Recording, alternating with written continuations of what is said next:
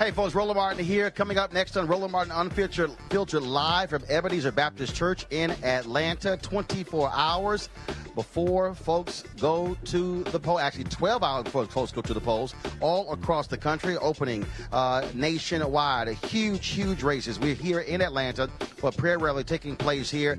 Georgia, of course, folks are excited and focused on Stacey Abrams running against Brian Kemp.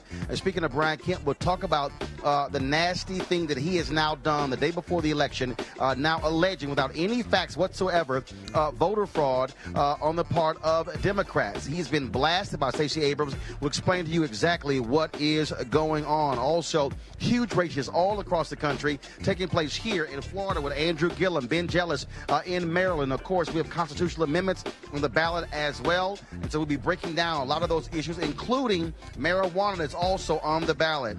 Also, we have the racist Trump ad about immigration banned by several television networks. We'll tell you exactly who is banning those. And also, in 40 states, you do know your boss must give you time off to vote. We'll tell you exactly what those states are. Also, in Maryland, the race for Attorney General has been heating up. Billions are at stake for HBCUs. We'll be talking to the Democrat who is trying to keep his job and get answers from him as to whether or not HBCUs in Maryland are going to finally get their money. Folks, it's time to bring the funk. Roland Martin Unfiltered. Let's go. He's got it. Whatever the biz, he's on it. Whatever it is, he's got the scoop, the fact, the fine. And when it breaks, he's right on time and it's rolling. Best believe he's knowing. Putting it down from sports to news to politics. With entertainment just for kicks, he's rolling. It's on go, y'all. It's Roland Martin, yeah. Rolling with Roland now. He's funk, he's fresh, he's real, the best, you know he's Roland Martin now.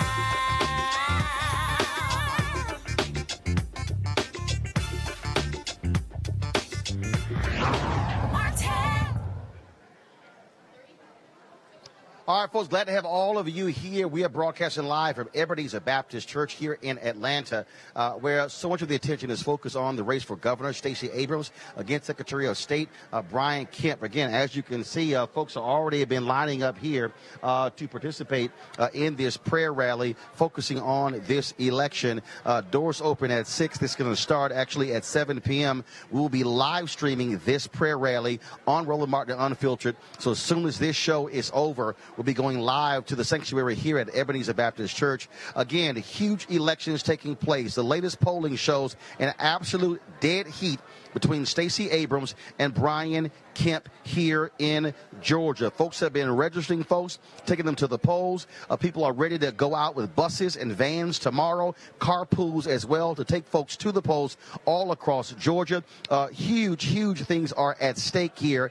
In addition to that race, there's so many other initiatives on ballots in North Carolina, in Florida. We'll get to a lot of those as well. Right now, though, I want to talk to the senior pastor of Ebenezer Baptist Church, Dr. Raphael Warnock. And, Doc, always good to see you.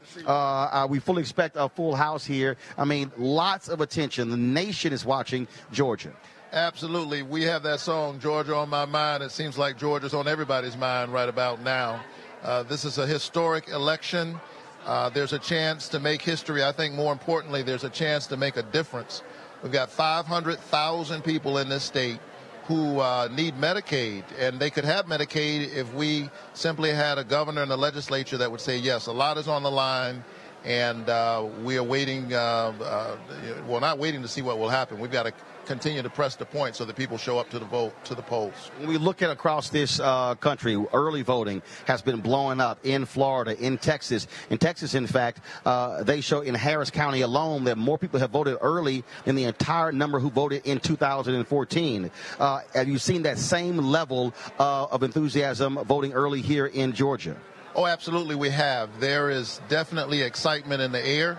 That's being manifested in the turnout in early voting. We saw on the very first day of early voting, I think the turnout was about 3 times what it was the first day of early voting in 2016. So great and massive turnout, but we need that to continue to the very end. People need to show up, turn out. And obviously, one of the things that Stacey Abrams has done with her Georgia Voter Project, by registering 300,000 people, I mean, she has gone to every county, gone to rural Georgia, versus what other Democrats did, pretty much ignore rural Georgia, ceded that ground to Republicans.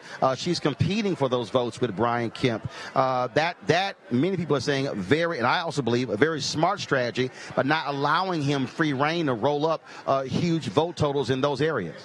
Yeah, I'm chair of the New Georgia Project, and I was with her in this effort from the beginning.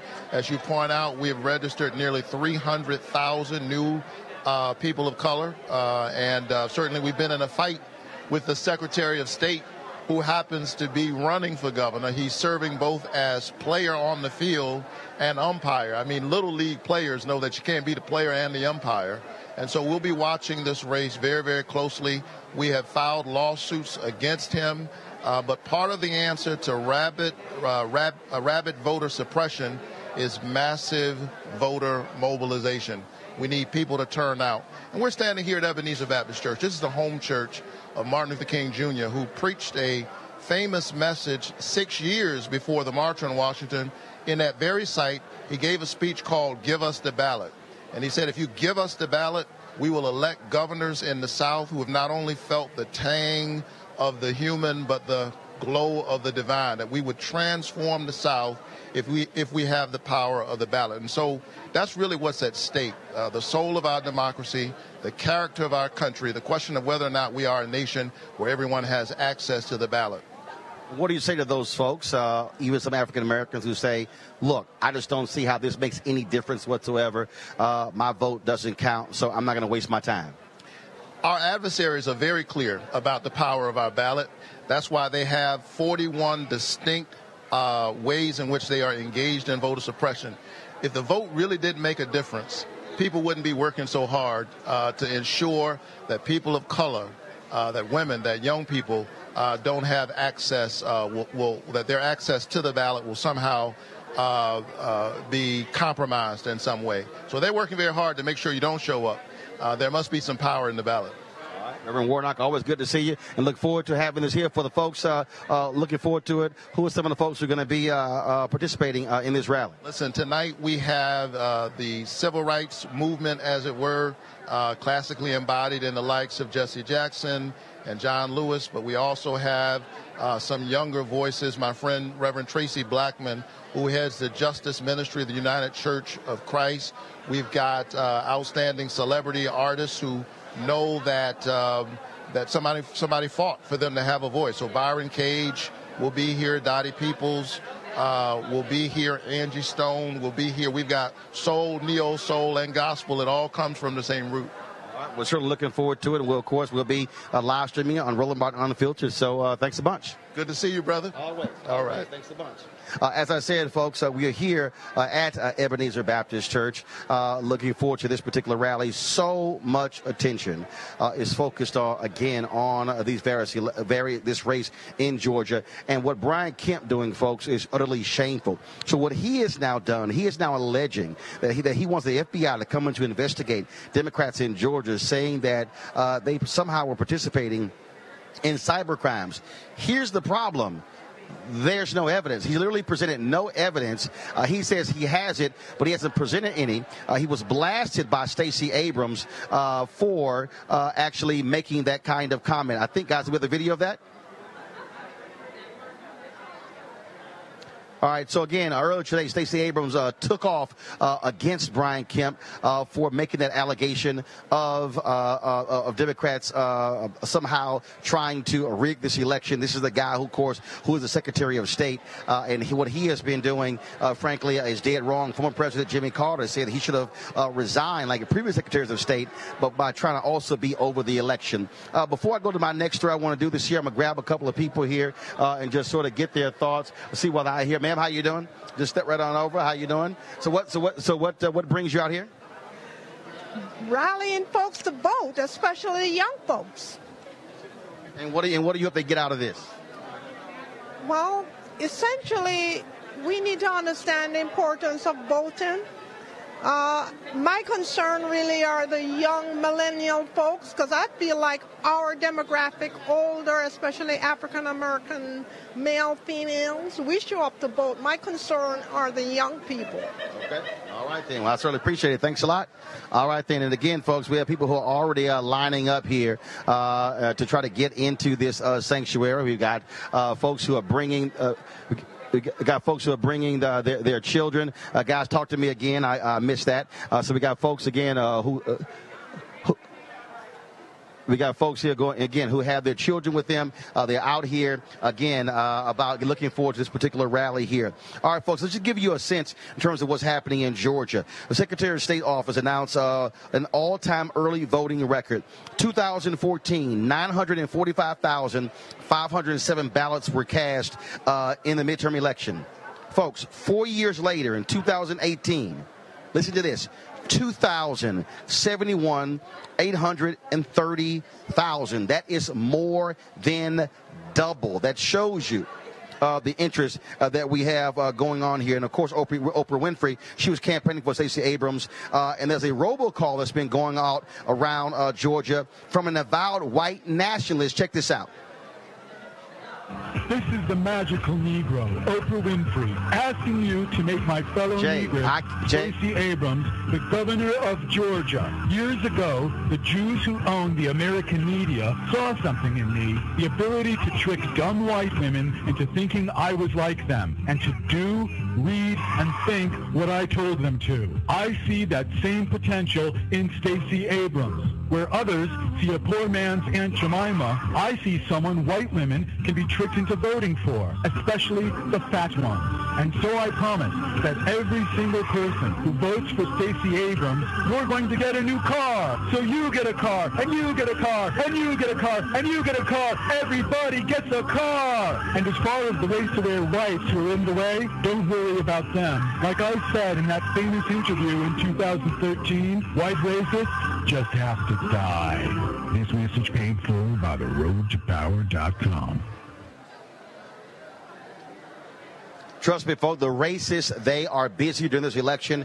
And speaking of racists, Donald Trump, of course, tweeted out an ad many call racist by trying to blame Democrats for allowing an illegal immigrant into the country who actually killed 2 people in New York. Well, the reality is that happened under Republicans as well.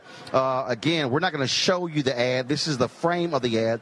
CNN has refused to air it. NBC aired it during Sunday Night Football and has now pulled that ad after so many people blasted that. Fox News aired it. They've also now pulled that ad. Facebook ran the ad. They've now pulled it. And, of course, David Duke, he loved the ad. This is no shock whatsoever. I want to go to our panel right now, folks. Joining us in the studio is Eugene Craig, CEO, Eugene Craig Organization, Michael Brown, former vice chair, DNC Finance Committee, Avis Jones-DeWeaver, leadership strategist, author of How Exceptional Black Women Lead. Eugene, I want to start with you. When you think about that racist ad that Donald Trump sent out, again, Republicans defended, the Republican National Committee, Roland McDaniel, she's defended it as well. But the reality is many say that it is the modern-day Willie Horton ad that is racist, that is sick. Anna Navarro said flat out, Donald Trump is an avowed racist for the way he has been campaigning and operating as president. This is Willie Horton on steroids. I mean, this is like the Super Saiyan Willie Horton ad right here. It's crazy. The thing is this, if I could quote Andrew Gillum, Brian Kemp, may not be racist, but the racists think he's racist, and they're coming out heavy and strong for him. This is an environment that Donald Trump has helped create. This is an environment that the likes of Breitbart and Steve Bannon has helped create. And this is what we're seeing playing out. But it also shows the desperation that, it's not even being veiled or covert with their racism. They're just being upfront with it. Michael? Well, you know what? Besides it being absolutely disgusting, what's more concerning, Roland, is that the fact that if these ads did not work, they would not spend money on them and buying all the airtime. The sad part about the sad commentary about our country is some people believe in these ads, like these ads, and frankly follow the lead of these ads. That's really the more problematic thing than just one particular election. Clearly back in 1988, the Willie Horton ad against Michael Dukakis clearly made a difference, which is, again, back to that sad commentary that ads like this work. I hope that as people get ready to vote tomorrow, clearly there was already early voting, but as people get ready to vote tomorrow, that these ads don't work on folks anymore. Maybe 10 years from now, we'll never see ads like this.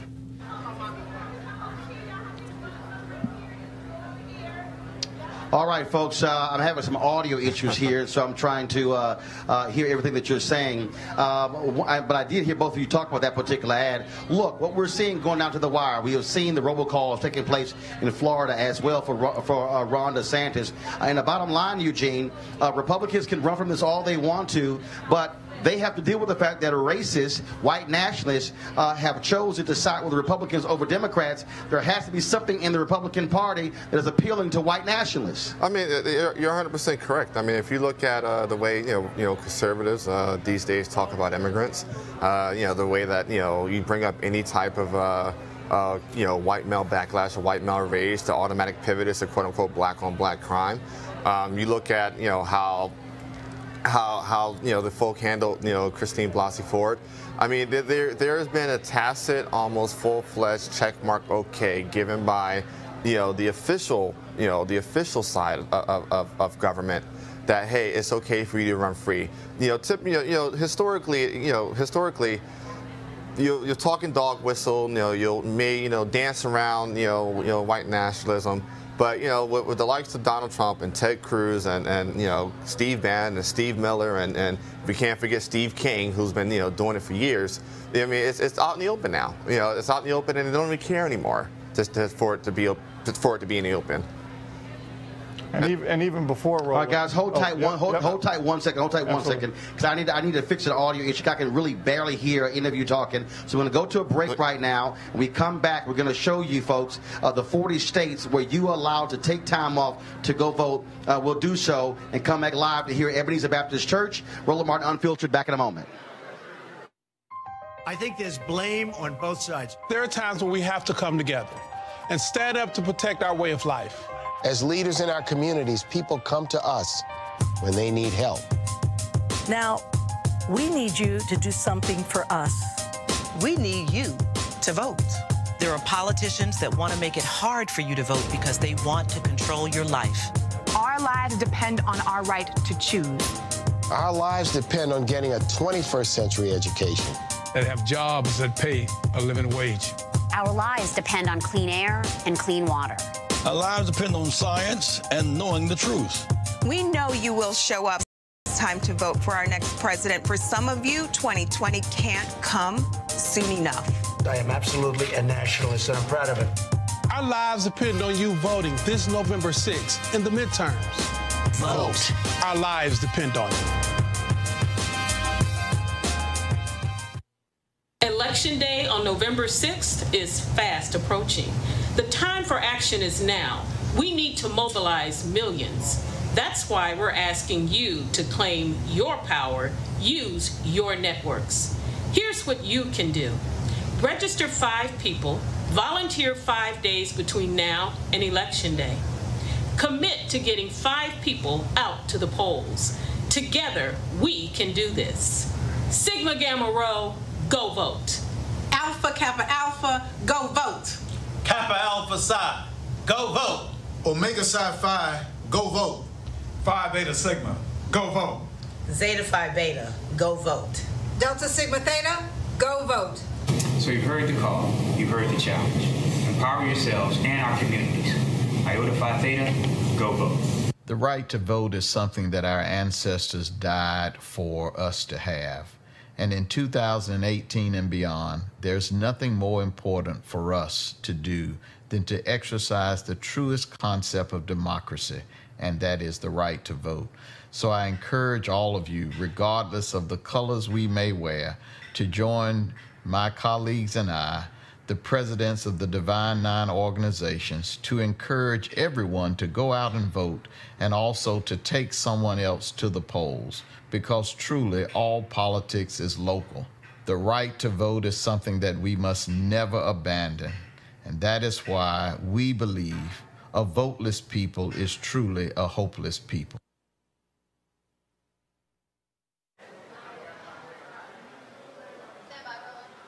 All right, folks, welcome back to Ebenezer Baptist Church here in Atlanta. Joining me right now, of course, you have seen her on television, of course, longtime star, living single, and now, of course, on Black Lightning. Erica Alexander, what's happening? What's happening, Roland? You're the hardest working man in media. Well, you know, somebody got to do it. Somebody got to do it. You for it, honestly. You're everywhere. All right, so you got the Reclaiming My Time button with Congresswoman Maxine Waters and, of course, Stacey Abrams as governor. Yes, absolutely. And I was in Florida for Andrew Gillum 2 days ago. So I'm here. They got to do the hard part. I'm just standing with them. Yeah, but also the hard part is also the ground game, which is also important. But at the end of the day, if you don't get folks out, you can't win. No, you can't. And they're doing a great job of doing it. They've got all sorts of good people on the ground. They've got people coming in from Boston helping them. They've got people from Los Angeles. Obviously, there's many celebrities and really wonderful politicians who have blended their name and their power. So the ground game is fierce. Of course, we're running the interview that we did in L.A., Be Woke Vote, of course. That's a fantastic interview. I loved it. I was afraid of it, but you know what? Why were you afraid? I'm afraid of you. Me? How are you afraid of me? You know what? You always ask the hardest questions, but it's not that you're hard. It's just that you're so informative. I want to be as informative as you, but the truth is I just need to relax into it and just let it go. I tried to tell you, calm down. You true. You never let anybody fail, so thank you. No, I would jack up some people. Sheriff David Clark. You know I watch. Candace Owens. I watch all those commentaries. You know what I'm saying? They're hysterical to me, but really, you're telling the truth, and I think it's amazing that a lot of the people go around and they're never really called on their stuff, but you call them on it. So. Yeah, no, I can't have that. So I got to ask you this here. I mean, why? Look, there are a lot of people who, they might send a tweet out, stuff along those lines, but why are you so engaged in politics? Well, we talked about this a little bit before, but I always say, my father both my parents were orphans. My father was an itinerant preacher. My mother's a social worker. He passed away before I was doing Living Single. I really am. I lived the first 11 years of my life in a hotel called Starlight off of Route 66. If I'm here at all in media or anything that people see in their faces, movies or television, it's because people sacrificed and gave me an opportunity. So I feel like it's an extension of them and what they would do if they had the opportunity. I'm just here trying to also help people who are my friends, who've been kind to me, and I see that they're doing something hard. What I do on sets, that's all fake and that's fiction, but this is real and it actually affects my life, so I'm happy to help. All right, we're certainly glad to see you here, and we're looking forward to this rally tonight. Thank you. I'm glad to be here, Roland, because wherever you're at is where it's at. You know this. I appreciate it. Love you. All right, thanks a lot, Bush, darling. All right, folks, again, we're here at Ebenezer Baptist Church. We're also waiting on Derek Johnson. Of course, he is the CEO of the NAACP, who is on his way as well. He'll be speaking here.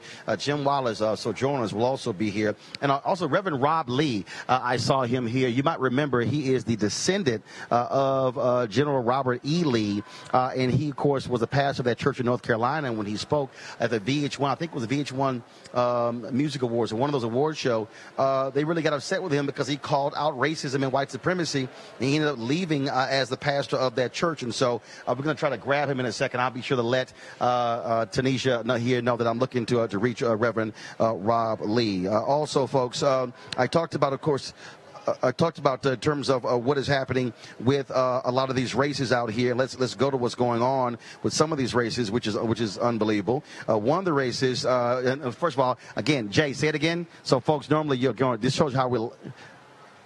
Go ahead. Gotcha. All right, so here's the deal, folks. All right, so all across this country, we're having just some slight audio issues, and so just bear with us. All across the country, folks are going to be voting tomorrow. Many folks may not realize in their states, they require employers to give you time off. And so I want us to pull that graphic up, please, right now, so we can show you there are 40 states across the country where you are able to have time off to go vote. And some friends of mine were hitting me, and they were saying, look, I got 2 or 3 hours tomorrow for me to go out and vote. And so, again, look at all the states on the screen. 40 states where they are required to give you time off to vote. Only 10 states do not have this time off to vote requirement. Now, so again, none of you. So those 10 states you're seeing right now, those are the states where where employers don't have to give you time off to vote.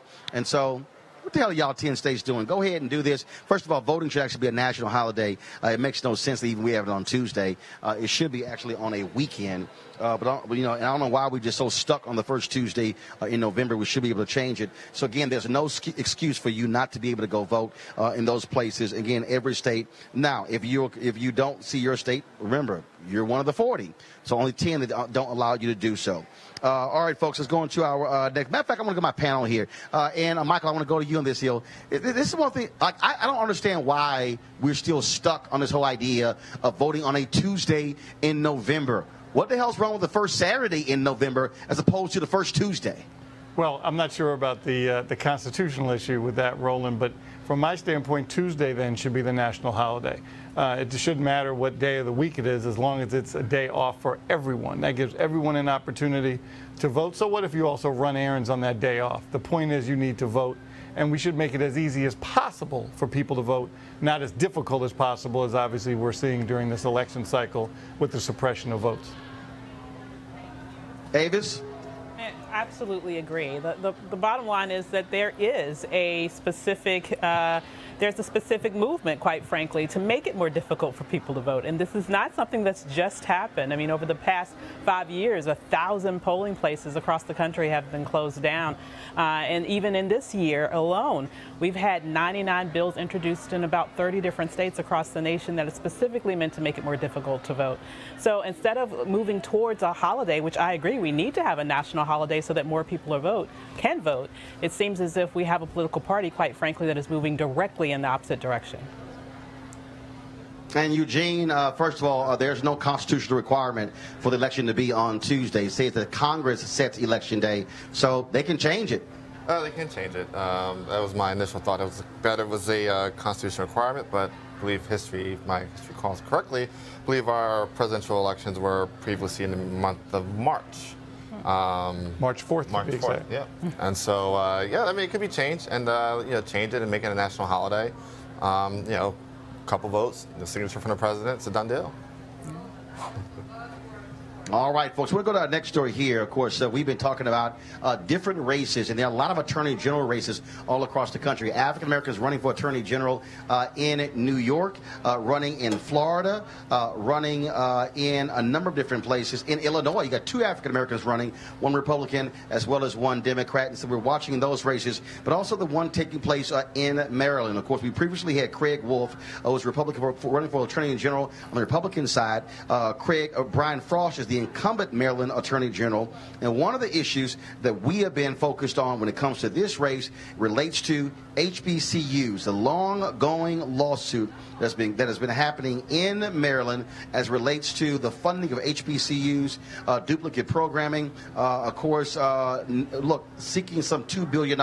So joining us is Brian Frost. Brian, how you doing? Good. Thanks for having me, Roland. So here's the question.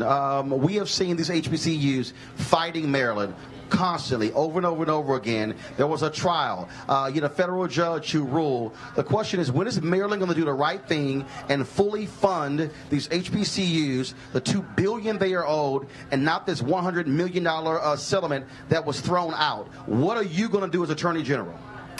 Well, let me say this. You know, I was in the Maryland Senate for many years before I became Attorney General, and when I was a senator, I supported additional funding for HBCUs. There were many controversial bills. I supported the funding. I supported special programs for them so that they could have a competitive advantage. But once I was elected Attorney General, I inherited this lawsuit, and while I've tried to settle it, I've been unsuccessful. And the reason is, it's up to the governor to decide whether he's going to put money on the table, whether he's going to put programming on the table, and it is by the Constitution the Attorney General's job to defend the lawsuit. So I have defended the lawsuit. Well, the job is to defend the lawsuit, but we saw this with Attorney General Eric Holder. There are lawsuits you can choose not to defend. If you're the leading law enforcement official in Maryland, can you not say, folks, the judge has ruled in this case. As Attorney General, I made a decision that we are not going to appeal this particular lawsuit? You really can't. If the governor, if the administration says we want a defense, it's the Attorney General's obligation to provide it. And I may not like what they do, I may not like their argument, but if it's constitutional, the Attorney General's job is to defend the state. Look, we defend. Okay, hold on. I need you to explain that. Can you explain that? Can you explain that for me? I'm sorry. Yeah. You are the elected official. That's the right. governor is the elected official. So do you work for the people or do you work for the governor? I'm independently elected of the governor, but the governor is the one who has the ability to settle the lawsuit.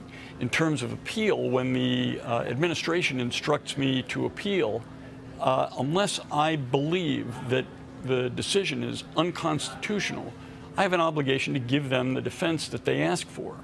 And we defend state employees. They get into car accidents, they get into all kinds of trouble, and it's the Attorney General's job to defend them and the state when it gets sued.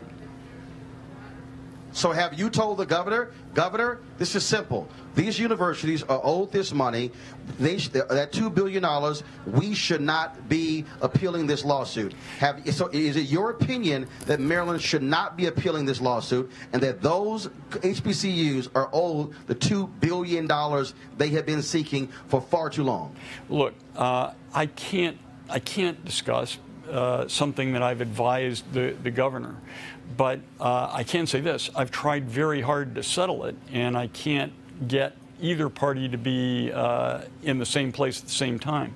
There's not a $2 billion judgment against the state. What the judge ruled was that she was going to appoint a special master, and the special master was going to oversee the education system with respect to funding of HBCUs and with respect to programming for HBCUs and other universities. And nobody knows what the special master will rule because there's been no special master appointed, and nobody knows how much it will cost. But the plaintiffs in the case are asking for more than $1 billion.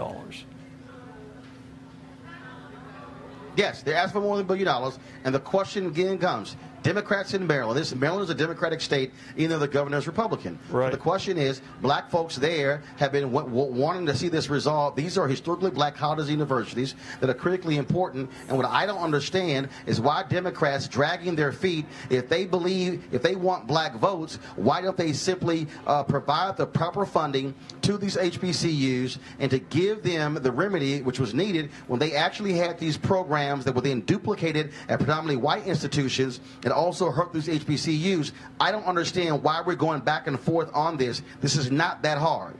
Well, as I said, when I was in the Senate, I supported that legislation, and the General Assembly still has the ability to do that, but they've got to get it past the governor too. And I'm not a policymaker in this role. Now, I fight for policies. I mean, for example, I've fought Maryland's cash bail system and got it reformed. It's something that predominantly affects minorities, and especially African Americans. But and this is something that my opponent attacks me for. But we had a system that was keeping thousands of people in jail every year because they were poor. And I persuaded the Court of Appeals to change that rule. I also am the first Attorney General in the United States to issue guidelines for every law enforcement agency in the state prohibiting discriminatory profiling based on race, ethnicity, nationality, religion. My administration has tried hard within the bounds of what we are required to do to stamp out discrimination, to give assistance to folks who are feeling the brunt of discrimination. And with respect to HBCUs, I've tried very hard to settle the case, but without success. Well, look, I tell you what, we're going to be looking for this to be dealt with because I have covered the underfunding of HBCUs all across this country. I remember when Alvin Chambliss, he led the case against Mississippi, and we were seeing what has happened in Texas and North Carolina and some of the other places. And these HBCUs have been underfunded from the moment they were created. And I would think that if Democrats keep depending upon black voters, and I keep making the point, black folks are not going to be political sharecroppers for Democrats. Democrats in Maryland should stand up and properly fund these HBCUs. And the settlement should be what they're asking, not anything less. Brian Frosch, final comment. Well, look, as I said, I have fought for the HBCUs as a legislator. I'm doing my job as the Attorney General. I have fought against cash bail that discriminates against poor people. I've fought against racial profiling, and I'm going to continue to do everything I possibly can to resolve this lawsuit. I guess it's important to note that the judge found that the HBCUs in Maryland were not underfunded. She said that there has been program duplication that has harmed the HBCUs, and the special master is supposed to figure out a way in which the HBCUs programs are not unnecessarily duplicated. And of course, that duplication has hurt those HBCUs, yes, because had there not been duplication, those students would have been going to those HBCUs, and the resources would have been going to those HBCUs and not going to predominantly white institutions. Yes, that's the plaintiff's argument, and they won in the trial court. Yeah, and they're absolutely right. Brian Frost, we appreciate it. Thanks a bunch. We will certainly be watching to see what takes place tomorrow night after the election. Thank you. All right, folks. Of course, Donald Trump, he's gotten different coaches out there fighting on his behalf, including Bobby Knight and Bobby Bowden, the former coach of the Florida State who won the national championship. But I don't know what the hell Bobby Bowden was drinking because he spoke at a Trump rally and said this. See if you think this is true. Trump plus God, all it is a majority.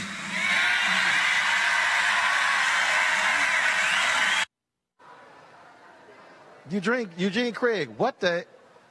He gonna make me cuss in church. Make me cuss on set.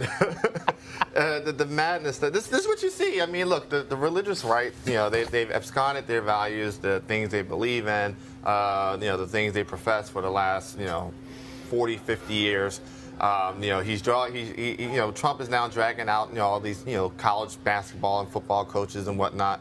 That are white cultural icons, and this is what we get. I mean, this is the equivalent of when somebody should shut up and coach, rather than jump on stage and just let whatever first thing come to their mind spew out. Michael, really? Trump plus God equals the majority? Okay, I think Bobby Bowden should be in the concussion protocol program. You know what's probably pretty troubling about the whole statement? He probably didn't write it, but the problem is he said it.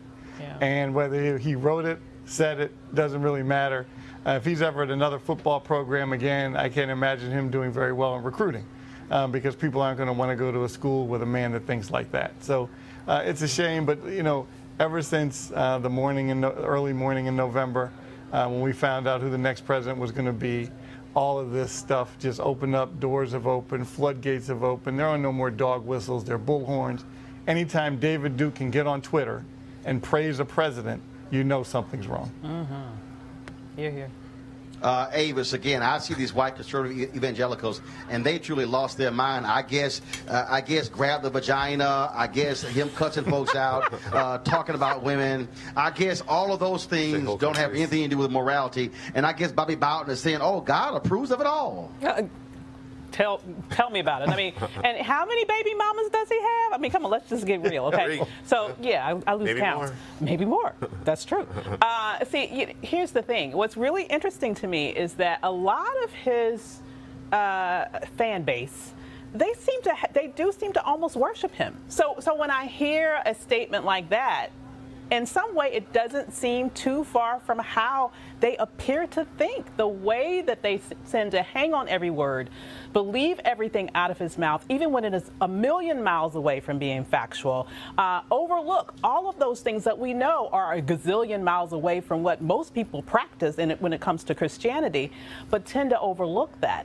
And they have this sort of almost Jim Jones level of worship for him.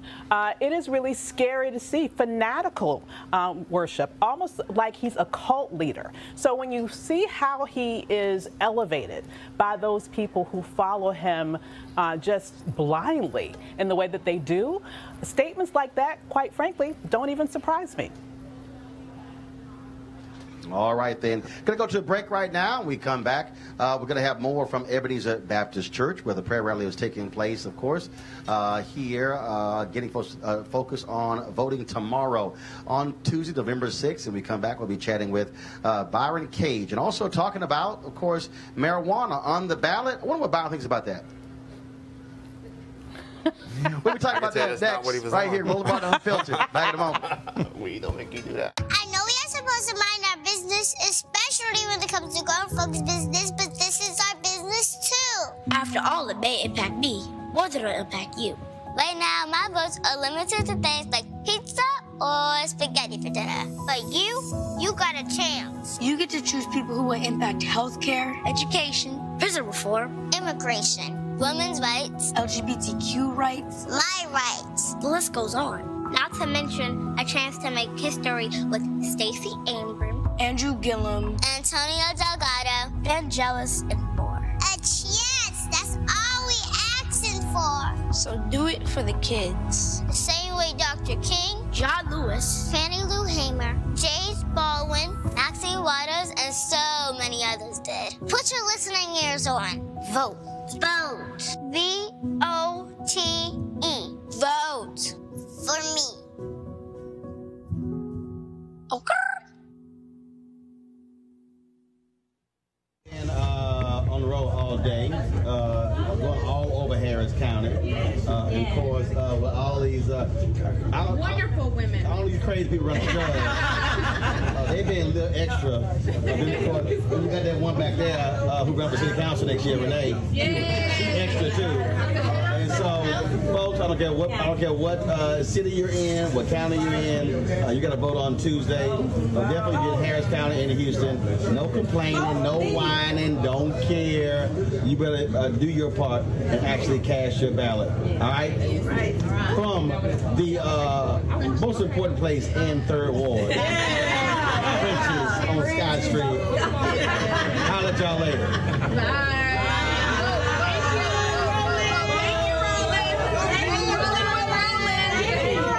Yeah, this was Rolling with Roland. Rolling with Roland.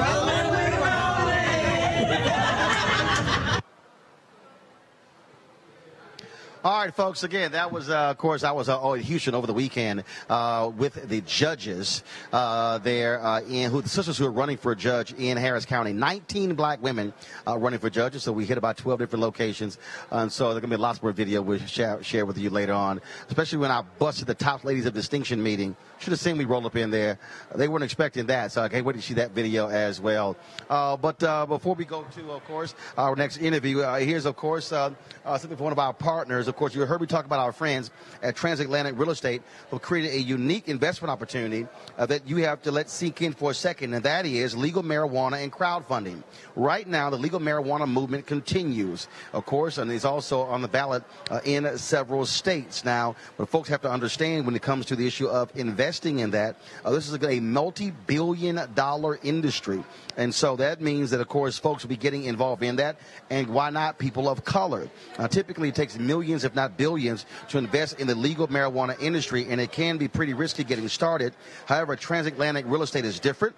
What they do is they buy the land that supports marijuana growing operations and lease it to licensed, high-paying tenants. Now, again, what that means is being a landlord to a licensed marijuana farm. Now, in this booming industry, of course, you would rather be an owner than somebody who is renting. You can get started for as little as $300 up to $10,000. The best part, they're using crowdfunding to make it easy to get in before they take the company public. So the key is this here. I want you to go to marijuanastock.org. That's marijuanastock.org to get more information to take advantage of this. And again, we're seeing this all across the country in a number of states where folks are already lining up for what is going to be a multi-billion-dollar industry, and that is marijuana being legal in America. And so, again, so definitely go to marijuanastock.org, and that's one of our partners there as well. Again, folks, I said we're here at Ebenezer Baptist Church, and people have already started coming into the church. The lower level here is filling up as we see, and a lot of folks are going to be speaking, but also a lot of entertainment as well. And one of those folks, he's a Kappa, but I might as well let him on. Come on over here, Byron Cage. He's here. Man, how you doing? Looking all clean. First of all, I'm good. What is it, the OK symbol? What is that? You know what that is. Come on, brother. You know what that is. Yo, baby, yo. That's that white supremacist. Do it like this too. Which one? You want it this way? This way? But you know what's supreme? God. You know Jesus was an alpha. That's nothing. Look at you, man. Your fingers are like they're deformed. Jesus was an alpha. No, he wasn't. He said he's alpha and omega. So he got to be alpha first. And remember, that is not spiritual. That's nothing spiritual. Your fraternity don't even have a name without alpha. The Lord, if he praised in this place, I'm not going to fool with you today. Roland Martin. See, you know how black folks are. When they want to change something, they go to Jesus. All right, that's it. That's what we learned in the church. Put him first in everything. You can't argue with God. Hallelujah. Yes, Jesus was an alpha. So let's go. Why are you here? Man, I am here to be part of history, man. It's just such a tumultuous time in our country right now with all of the negative things that are happening, all the murders and just the mass murders, even the ones that they don't really talk about on a national level, like the 2 people that lost their lives in Kentucky after Kroger. They're not talking about that, but they talked about the 2 that died with the yoga. And so my thing is this: I just want to just get the change that we need, especially in America, especially in the state of Georgia, which is why I voted for Stacey Abrams. I voted last week, and I stood in line because it is too important right now that we are able to exercise our right to not just to vote, but to live the way we want to live. And of course, I said it earlier, more than 2 million early votes cast in the midterm 2014. It was 2.1 million cast in the midterm of 2014, just 900,000+. Absolutely, and it's amazing, man, because we can, as a people of color especially, come out and we can make sure that change happens in our communities and in our states. And that's why I'm here at Ebenezer tonight. And it's really ironic. I was here when President Barack Obama was elected, when we were celebrating the voting portion of it, and when he actually sealed the deal. I was singing "Presence of the Lord is Here." I thought they were just screaming over the song. So I looked up at the screen. They said, "Congratulations, President Barack Obama." So to be here again, several years later for the Democratic ballot again, I am just so super hyped and charged to be a part of history. Let's pray we see history again. All right, we're glad to see you, man. Thank you so very much. All right, then, we look forward to it. Absolutely. All right, thanks a bunch. All right, remember, Alpha. Alpha. All right, folks, a couple of other people who are here, and they just walked in. Sorry. Come on over here, Jim Wallace. Anybody in here? Yes, they do. They let anybody. That's what I'm about to ask about you. Well, when the Bible talks about spiritual warfare, that's what we're in right now. This is more than just politics. In fact, if racism is America's original sin, Donald Trump has become the chief tempter of the sin. You can repent sin or you can tempt it. And he's not running on issues, not running on his so-called successes. He's running on race. Got to ask you, we just talked about it with my panel. Bobby Bowden, the other Trump rally, I guess it was last night or the day before yesterday, said when you put Trump and God together, that equals the majority. Well, no, that equals a referendum on white nationalism. That's what we're facing. When Donald Trump says, I'm a nationalist, this is a referendum tomorrow on white nationalism. It's a referendum on America's original sin. And it's a referendum. And what does the Bible say? You know all this. It calls the devil the tempter, calls him a slanderer, an accuser, and the father of lies. Do those tactics sound familiar? We've got a political strategy of fear and hatred and lies and violence, and that's where he would take this nation. This is about more than the political issues you and I care about. This is really about the soul of the nation. Abraham Lincoln said clearly, leaders should appeal to our better angels. Donald Trump is appealing to our worst demons, and they're right below the surface. Well put.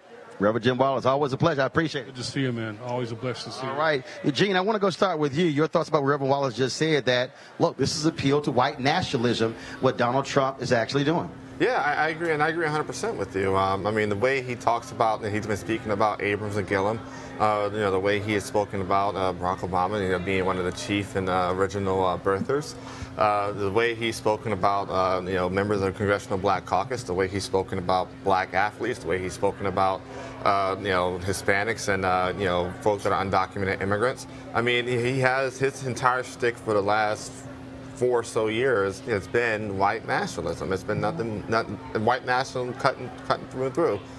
So I agree 100% there. Avis? Absolutely. I mean, he said it himself, I'm a nationalist. And you don't need to go very far to fill in the blank. We know exactly what he's talking about, right?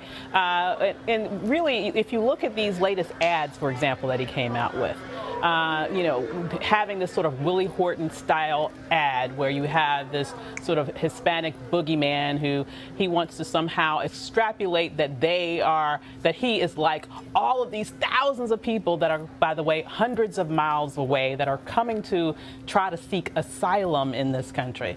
So he continues to sort of fan the flames of racism, fan the flames of hate, not only because he has gets a political advantage out of doing that, I believe, and he believes that he will, but also, quite frankly, because that is exactly who he is.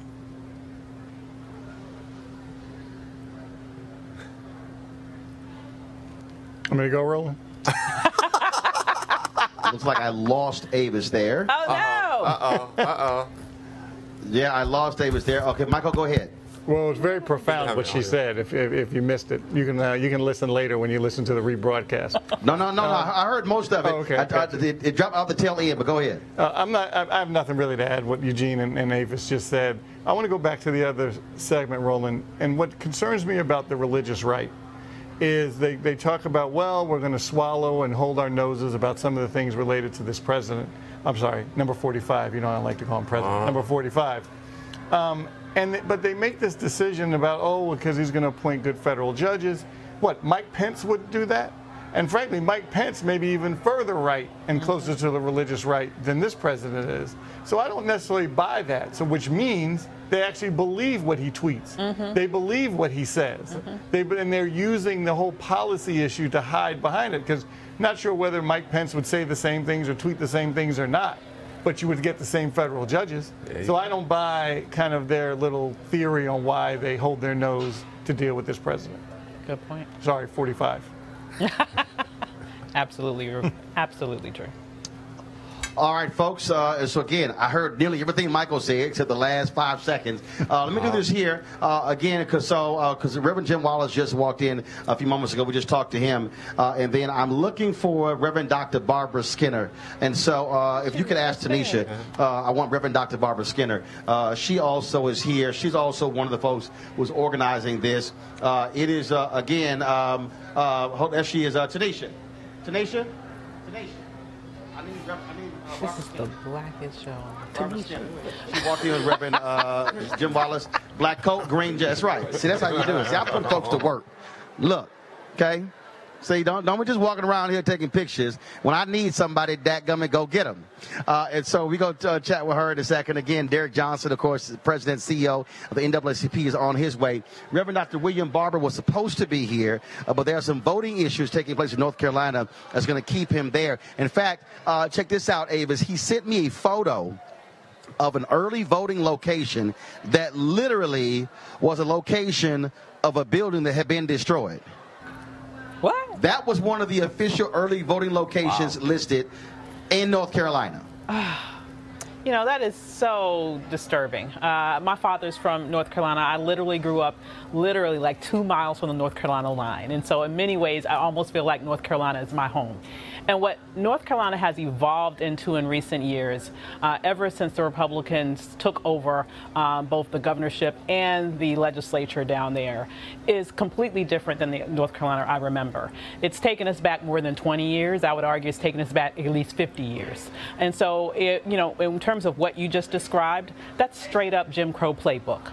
And so it's very disappointing to see that even though North Carolina has begun to sort of turn it around with the Democratic governor, and the bottom line is there's more work to do.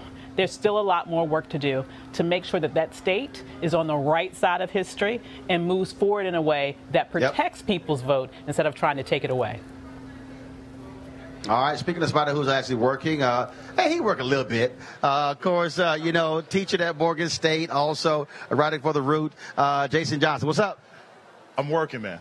I'm working. I just got here from Florida this morning. I'm going to be here till Thursday to see this till the end, although I don't think it's going to end tomorrow. So it'll be a lot. Tomorrow's going to be an interesting day. So we say don't think it's going to end tomorrow. They're running neck and neck, but if you don't get 50 plus 1%, it requires a runoff, which will be December 4th. Yes, yeah. The most surprising result tomorrow would be if Brian Kemp won. Like, if he wins tomorrow, then we know this is all just shenanigans. I think most likely it's going to be a 49-8 to a 49-2. We're going to have a runoff. You're going to have darn near UN observers are going to have to be here to see that that's actually administered properly. And then I think there's a slight chance that Abrams might just pull it out. We were really surprised with what happened during the primary. I mean, she was supposed to win the primary by 8 points. Oh, she destroyed homegirl. She beat that white woman down in public. I thought she was going to jail. Like, I don't think you could do that. So there is a possibility that maybe the polls are wrong, but most likely I think we get a runoff. I read this earlier. Early voting in 2014 here was about 940 or 970,000, something like that. This year, 2.1 million. That is huge. Yes. Not only that, last week it was 640,000 first-time early voters.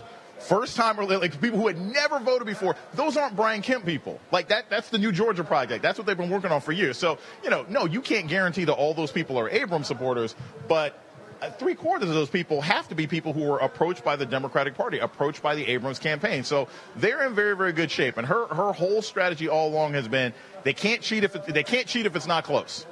So if she can win 52-48, I still think Brian Kemp's going to fight it. I still think he's going to try some third world banana republic nonsense to stop her. But a bigger lead means she might be able to end it tomorrow. Jason Johnson, always good to see you, man. Thanks a bunch. Eugene, I want to go to you. I was in Florida. As I said earlier, you had about 344,000 black folks who voted early in the 2014 midterms. Yesterday, it was the Democratic Party sent an email out. It was about 475,000, and that's not even counting souls to the polls on yesterday. Harris County, they had 900-some-odd thousand people who voted in the entire midterm in 2014. That's an entire midterm election.